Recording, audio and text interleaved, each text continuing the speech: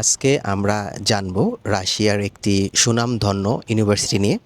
এটি ইকিটিনবুর্গে অবস্থিত। এটার নাম হচ্ছে উরাল ফেডারেল ইউনিভার্সিটি। এই ইউনিভার্সিটির টিউশন ফি, ডরমিটরি ফি এবং আনুষঙ্গিক প্রসেস আমরা জানবো। এই ইউনিভার্সিটির টিউশন ফি হচ্ছে এই বছর 2,50,000 রাশিয়ান রুবেল। এই ইউনিভার্সিটির ডরমিটরি ফি হচ্ছে মান্থলি 4,000 রাশিয়ান রুবেল। এই ইউনিভার্সিটিতে আবেদন করতে হলে আপনার ডকুমেন্টস লাগবে হচ্ছে পাসপোর্ট এবং একাডেমিক সার্টিফিকেটস।